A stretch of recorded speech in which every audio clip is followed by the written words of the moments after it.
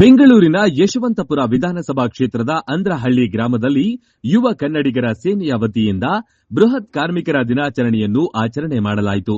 ಕಾರ್ಯಕ್ರಮವನ್ನು ಅಂದ್ರಹಳ್ಳಿ ಮಂಡ್ಯ ಮಲ್ಲೇಶ್ ಹಾಗೂ ನಾಗಲಕ್ಷ್ಮಿ ಚೌಧರಿ ಸೇರಿದಂತೆ ರಾಜ್ಯಾಧ್ಯಕ್ಷ ಬಲರಾಮಗೌಡ ಪ್ರಮುಖರು ಉದ್ಘಾಟನೆ ಮಾಡಿದರು.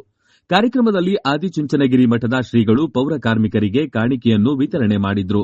ಹಾಗೆಯೇ ಆಟೋ ಚಾಲಕರಿಗೆ ಶಾಸಕ ಎಸ್ಟಿ ಸೋಮಶೇಖರ್ ಅವರು ಕಾಣಿಕೆಯನ್ನು ನೀಡಿದ್ರು. ಕಾರ್ಯಕ್ರಮದಲ್ಲಿ ಗ್ಯಾರಂಟಿ ಅಧ್ಯಕ್ಷ ಸತೀಶ್, ಮಂಡ್ಯ ಮಲ್ಲೇಶ್, ಚನ್ನನಾಯಕನಪಾಳ್ಯದ ಮಂಜುನಾಥ್, ತಾವರೆಕೆರೆ ಅಧ್ಯಕ್ಷೆ ಲತಾ ಸೋಮಶೇಖರ್, ಅರುಣ್ ಗೌಡ, ಗೋಪಾಲ್, ಮುನಿಯಪ್ಪ ಸೇರಿದಂತೆ ಅನೇಕ ಮುಖಂಡರುಗಳು ಪಾಲ್ಗೊಂಡಿದ್ರು.